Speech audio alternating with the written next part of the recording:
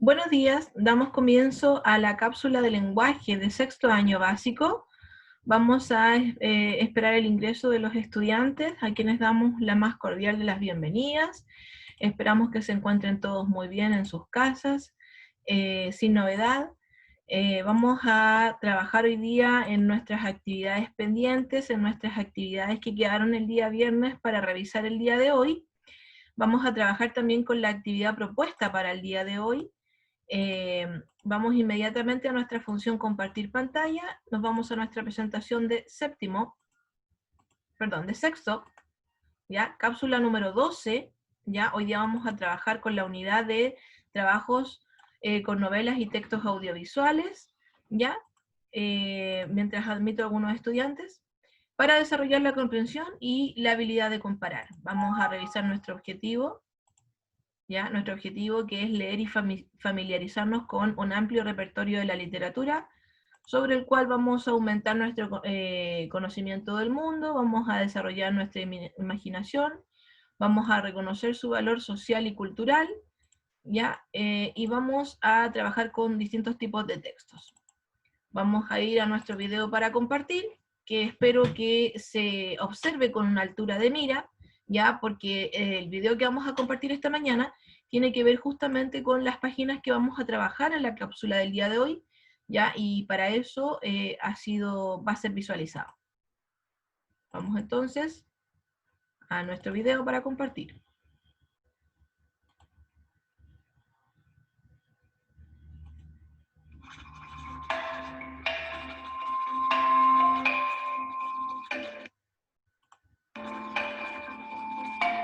Si según la Declaración Universal de los Derechos Humanos, todas las personas nacen libres e iguales en dignidad y derechos, ¿por qué hablar de los derechos humanos de las mujeres?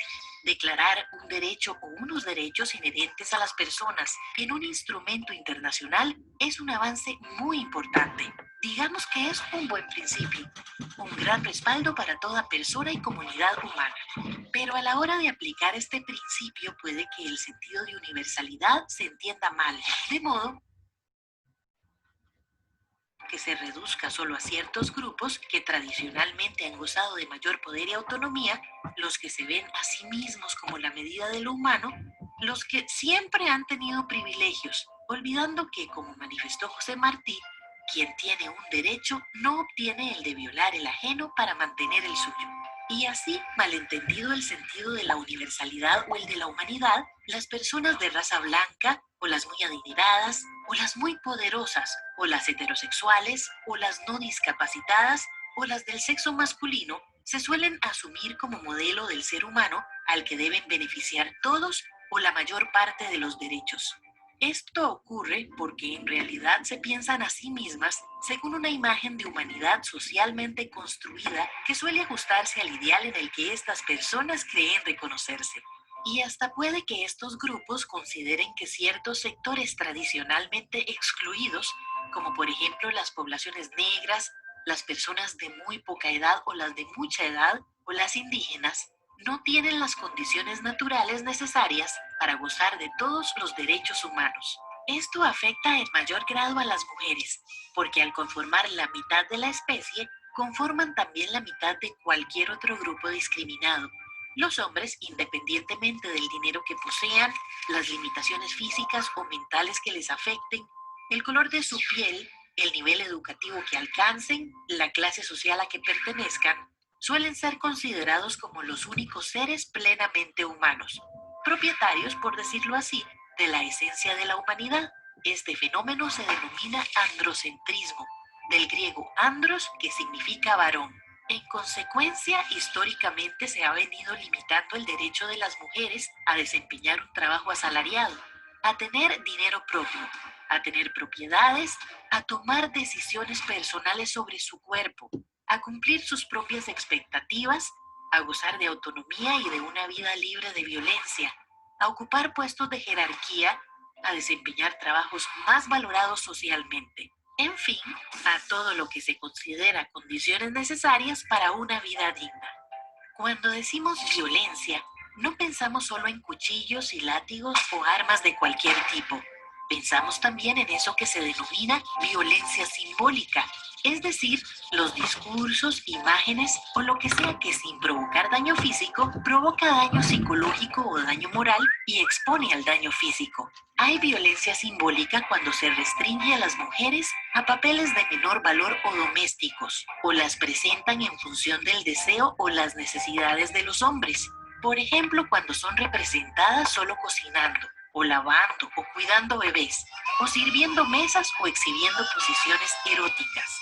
También se da la violencia simbólica cuando, asumiendo que los sexos son opuestos, se definen como masculinas las características humanas más apreciables, como el valor, la voluntad o la inteligencia, entendiendo con base en una falsa oposición que las mujeres carecen de esos rasgos o no los alcanzan a plenitud. En este sentido, se pueden observar las representaciones prevalecientes en las imágenes de la publicidad, los chistes, los discursos en general.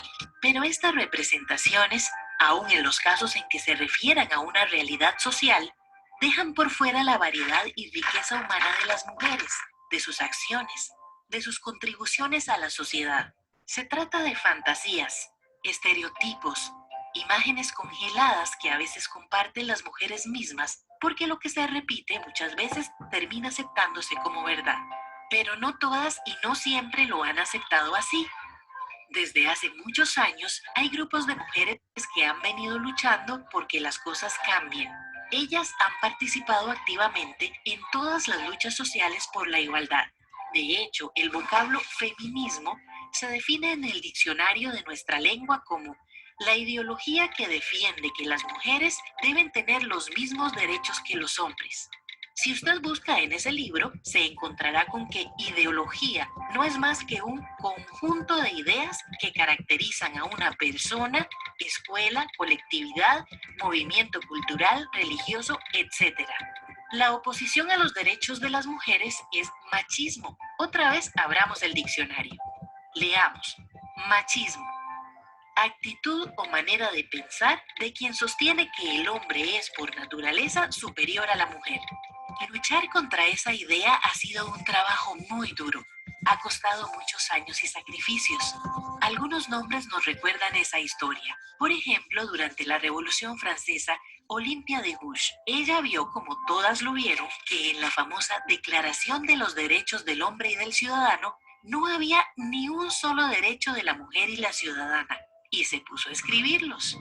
Y la llevaron a la guillotina. En Costa Rica, Ángela Acuña abogó durante décadas porque las mujeres gozaran de los derechos de ciudadanía. Lideró un enorme grupo y al fin ella y todas las que se unieron a ella, tras un empeño de años, lograron la aprobación del voto femenino en 1949. Esto de los derechos al principio fue en cuentagotas, pero a partir de todas esas luchas ha sido como ir soltando cuentas de un collar. Tratados, enmiendas, convenciones, leyes. Son muchas a las que les debemos los logros de que gozamos hoy y enumerarlas lleva su tiempo.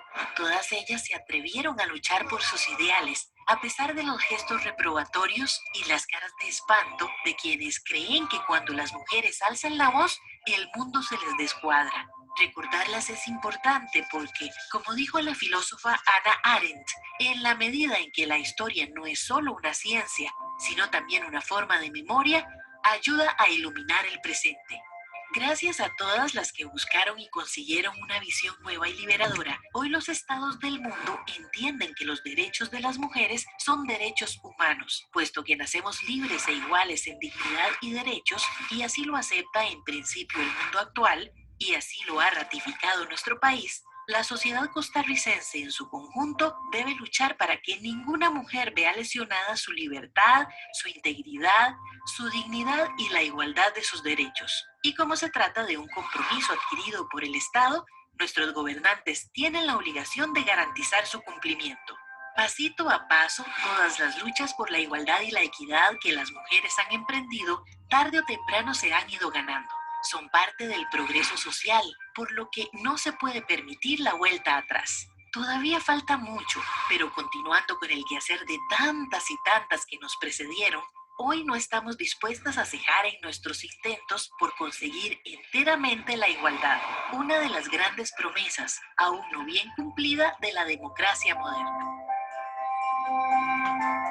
Y ahí tenemos entonces nuestro video, ya, que tenía relación justamente con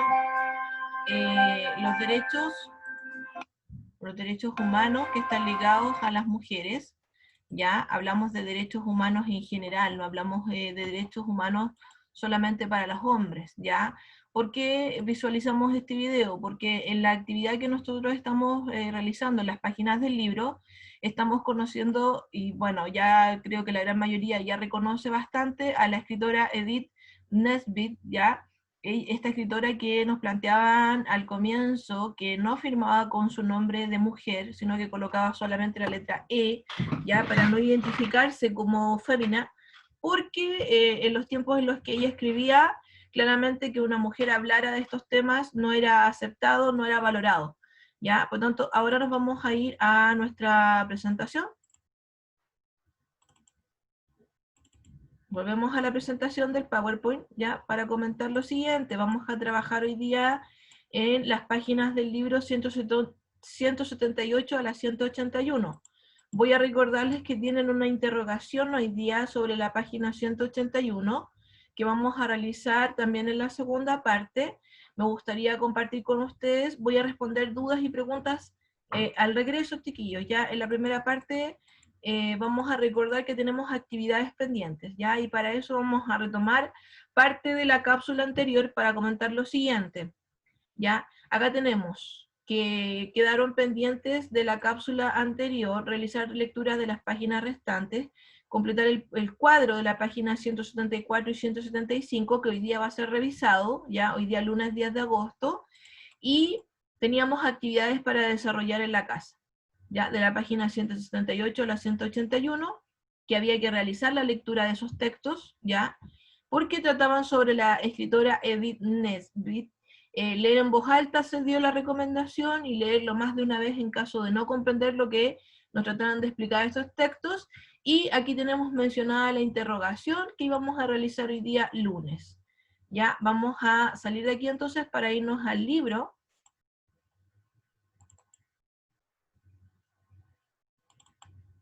Ya, aquí estamos en el libro, vamos a ir a la página 178. Ya, eso fue lo que trabajamos el viernes, para aquellos que lo recuerden.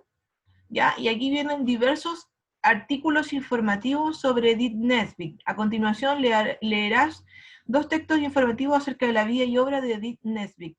Esto te permitirá valorar y comprender la novela que ella realizaba. ¿Ya? Vamos a leer solamente un texto en relación a que ustedes tenían que revisar esto y trabajarlo, y que se va a realizar una interrogación. ¿Ya? Miércoles 27 de diciembre del 2006, Edith Nesbit vuelve a ser la autora que inspiró Harry Potter. ¿Ya? Vuelve la autora que inspiró Harry Potter. La escritora inglesa fue la principal influencia de J.K. Rowling para construir la saga del aprendiz de mago. Ya, porque tenemos aquí por Carolina Adoinier Dracos. La autora de Harry Potter tiene clara su inspiración a la hora de construir la saga del niño mago. La autora con la que más me identifico es Edith Nesbit. Ella es fabulosa, hizo geniales y graciosas historias de fantasía. Sus niños son muy reales y fue muy innovadora para su tiempo. No es de extrañar que J.K. Rowling viera en la narradora y poeta inglesa un atractivo modelo. Basta decir que esta excéntrica autora de principios del siglo XIX ya manejaba los recursos para congregar en los mismos relatos seres sobrenaturales y la típica familia inglesa. Pensaremos en Samid, la criatura prehistórica capaz de cumplir los deseos de pequeños que protagoniza 5 niños y eso, uno de los 3 títulos que la sede bonaerense de la editorial Andrés Bello acaba de sacar con gran éxito en Argentina y Chile, como parte de los libros de Edith Nesbit que escribió entre 1858 y 1924. La Rowling no solo abrazó el imaginario de su predecesora, sino que también el matiz andrógino de su nombre, JK y E, Hay que recordar que debido a los prejuicios de la época, el editor de la Nesbit le hizo ver que nadie iba a leer las aventuras escritas por una mujer, por lo que desde entonces la historia registra simplemente como E. Nesbit. La escritora del siglo XIX, espérame un poquito que aquí me tapa la pantalla justamente, ahí, fue un ícono respecto a cómo cambiar el canon de la literatura infantil. Botones de muestra, sus personajes eran tan reales como los niños que la leían, sus hadas no eran precisamente un símil de Campanita, ni sus princesas frágiles mujercitas. Agreguemos la ironía de sus historias y el que nunca subestimara a los pequeños lectores. De hecho, su premisa era estimular más que facilitar. Algunas veces, a propósito, pongo una palabra que sé que no van a entender para que le pregunten a un adulto qué significado y de paso aprendan algo, decía. ¿Quién es Edith Nesbit? Fue una mujer ¿Quién es Edith Nesbit? Fue una mujer de avanzada, en plena época victoriana, se vestía sin corsé y con ropa supuestamente para hombres, usaba el pelo corto y fumaba en público. Así la conocieron los intelectuales más renombrados de su tiempo, como George Bernard Shaw, por quien sentía una gran estima. El éxito masivo le llegó con el viaje de Colón, al que siguió Los Buscadores de Tesoro, el primer título en que aparecen los hermanos Bastables, protagonistas de varias de sus historias posteriores. ¿Ya? Ahí tenemos el texto 1 que había que leer en la página 178, sobre Edith Nesbit. Luego había que leer el segundo texto que se llamaba La abuela de Harry Potter, que no lo vamos a leer a continuación, ya, porque estos textos estaban como lectura para la casa, para que usted pudiese reconocer la importancia de Edith Nesbit, y luego vamos a realizar la interrogación acerca de esas páginas, ¿ya? Entonces avanzamos, ¿ya? Y llegamos hasta la página 181, donde nos encontramos con preguntas que tenemos que resolver en el cuaderno. ¿Cuáles de los aspectos de Edith Nesbit llamó la atención? Les llamó la atención. J.K. Rowling se inspiró en la obra de Nesbit para escribir su saga de Harry Potter. Si escribieron una novela, ¿qué escritores serían sus referentes? Comenten sus puntos de vista. Y el punto 3 dice, desarrolla un cuadro comparativo a partir de los textos que fueron leídos. ¿Ya? Entonces nosotros debiésemos realizar la actividad aquí en el libro, ojalá respondiendo aquí mismo, esta actividad la hubiésemos realizado hoy día en nuestra clase, en nuestra segunda parte, para no dejar pendiente nada y poder realizar la revisión de todo aquello que estaba pendiente, ¿ya? Solo por el hecho de que me imagino que hay gente que pudo no haber leído todo el texto, vamos a realizar la lectura del libro de la página 179, ¿ya? Vamos a la página 179, pero aquí claramente no lo voy a leer yo, lo van a leer ustedes. La abuela de Harry Potter, la apasionante historia de Nesbit, la escritora que inspiró J.K. Rowling para la saga del Niño Mago, por Martín Mazzini. Desafió todos los prejuicios de su época a fines del siglo XIX, pero para que la leyeran publicaba ocultando su condición de mujer. Se convirtió en un clásico de la literatura inglesa. Vamos con la lectura entonces. Me aparece aquí de los primeros el señor Sebastián Marín. Vamos a ir a la función de habilitarle los micrófonos. Ahí sí. Y vamos con la lectura rápidamente. Ya, señor Sebastián, empezamos acá. Cuidado con leer cuentos y novelas porque generalmente muestran escenas que nunca existieron salvo en las voladoras imaginaciones del cerebro. Escribió su abuelo Anthony en su introducción. La gramática inglesa, como toda niña que se precie de serlo, él no le hizo caso y escribió cientos de ambos, también poemas. Hoy la idolatra, la escritora de fantasía más popular del siglo XX1, J.K. Rowling, la mamá de Harry Potter, suele citar a Nesbit como su mayor influencia a la hora de inspirarse y crear Harry Potter. Ya, muchas gracias, señor Marín.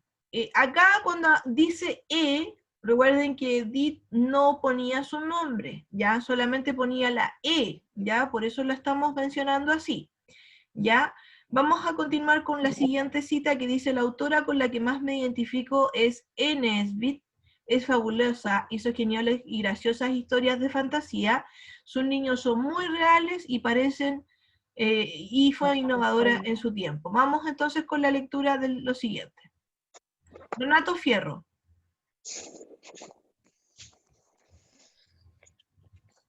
Hola, profe. Hola, buen día. Vamos con la lectura acá, donde tiene marcadito, por favor. Ya.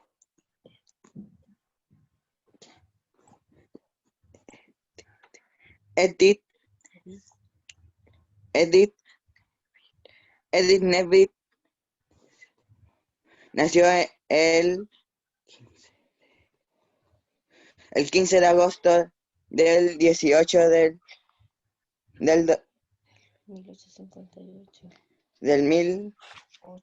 1858.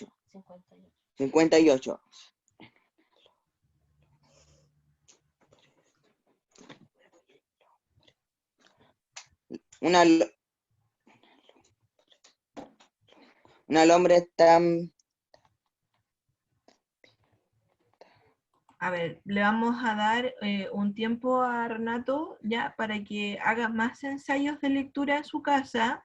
Ya vamos a tratar de ver cómo lo podemos hacer para que su lectura tenga cierta fluidez, ya.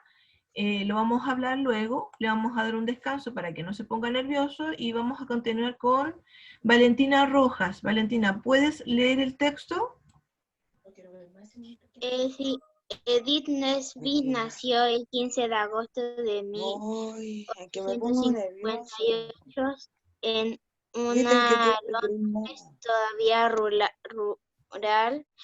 Fue la menor de 6 hermanos que, al igual que sus padres, la llamaron Daisy, en inglés Margarita, toda su feliz infancia.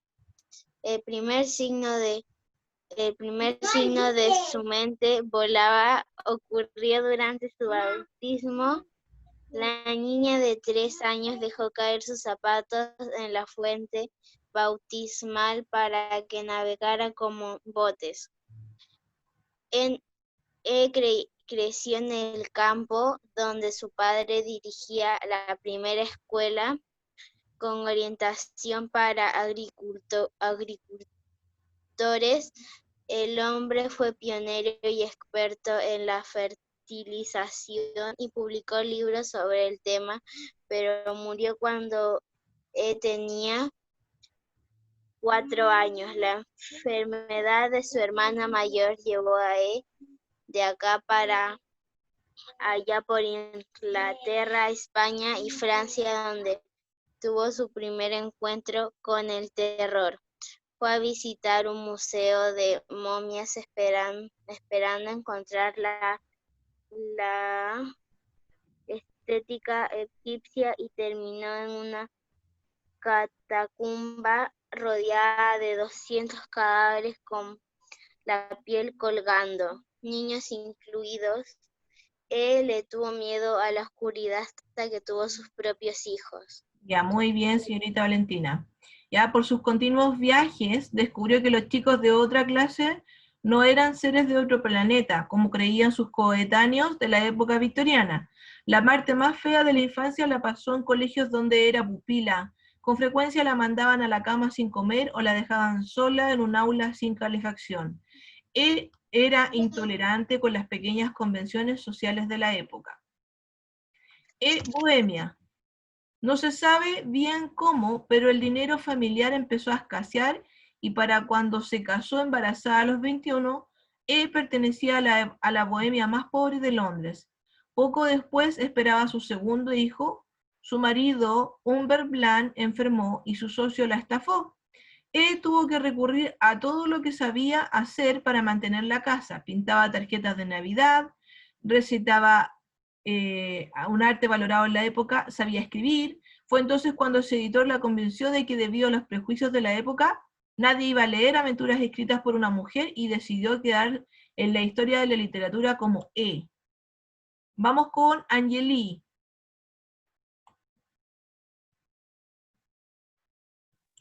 Al tiro, profe.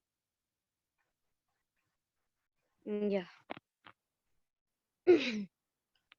Creía en la redistribución material como medio para elevar el nivel espiritual de la gente, aunque se pasaba la mayor parte del tiempo en debates y conferencias. Era generosa hasta la inconsciencia a la hora de ayudar a la gente que conocía, para horror de sus vecinos. Era una mujer vanguardista, andaba en un aparato novedoso, una bicicleta, se vestía sin usar corset, con ropas supuestamente para hombres, y se cortó el pelo. Se cortó el pelo corto. También permitía correr a sus chicos descalzos y sin guantes. Muchas gracias, señorita Agnelli. Vamos a aquí. Escritora. Desde que fue pobre, escribió sola y con su marido para todas las revistas y publicaciones que le pagaran una ginea. Hizo de todo: historias de terror para adultos, románticas y en dialectos, poesía para recitar en público, para leerle a los chicos y de propaganda socialista, además de poemas personales, libros de cumpleaños, un volumen sobre perros, pequeñas obras de teatro, reseñas de libros. Hasta sus últimos días, siempre sintió una escritora de poesía obligada a ganarse la vida con otros géneros. Y no fue hasta los 40 que alcanzó el éxito con sus libros infantiles. El viaje de Colón fue el primero, al que le siguió Los buscadores de tesoros. El primero, donde aparece un grupo de hermanos que protagonizaría muchas de sus historias.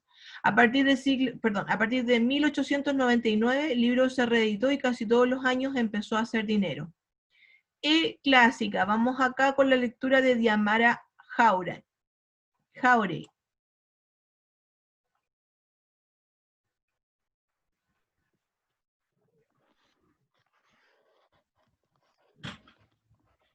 Su condición económica mejoró al punto de que se compró una enorme casa en el Tam, que aparecía en sus libros como la Casa Roja, a la Casa Moan, pero todavía le esperaban más tragedias. Fabián murió a los 16 años después de una operación de amígdalas.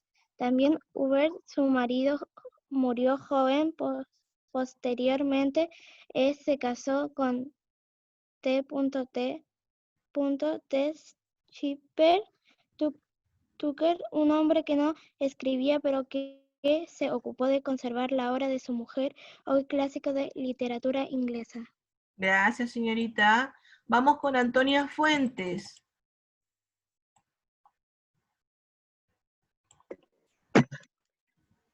Ya. J.K. Rowling afirma que las historias de fueron un quiebre en la literatura para chicos, aunque sus personajes son puros, honorables y menos codiciosos que los chicos reales, y los adultos piden perdón con la más frecuencia que los del mundo real. Las moralejas están implícitas, no sermoneadas, y aunque abundan la ironía y sutilezas demasiado complejas para que las entienda un chico. Nunca lo subestima. Ella misma explicó su método en una carta a su amiga Berta Ruck. Ya, y la carta dice, o la parte de la carta dice que es una cuestión de honor para mí nunca subestimar a los chicos. Algunas veces a propósito pongo una palabra que sé que no van a entender para que le pregunten a un adulto el significado y de paso aprendan algo. A también le gustaba inventar palabras y creó el Samid, una pequeña criatura prehistórica capaz de cumplir los deseos de los chicos que la descubren bajo la arena. El Samit es el Eso de 5 niños y eso, uno de sus libros. El otro es Historia de Dragones, que se acababa de publicar como punto de partida de una colección que incluirá Historia de un amuleto. Ese es el que leímos nosotros, ¿ya? El Castillo Encantado y La Ciudad Mágica. Antes de Samit, ninguna historia infantil había reunido un ser tan sobrenatural con una típica familia inglesa, ¿ya? Luego dice, después vendría Harry Potter enfrentando monstruos y fantasmas, pero esa ya es la historia de JK y no de A. Aquí tenemos información acerca del escritor, del periodista que realiza la nota, el artículo sobre Edith Nesbit. Ya vamos a ir a la pausa porque estamos sobre el tiempo. Ya vamos y volvemos para hacer la actividad. Dicen que no les mandé el video. Sí, voy a mandarle inmediatamente el link del video para que lo puedan visualizar. Esperemos un poquito, les voy a copiar la dirección. Salgo de aquí y lo pego en el chat. Tiene que copiarlo ahora porque después se borra. Ya, vamos y volvemos.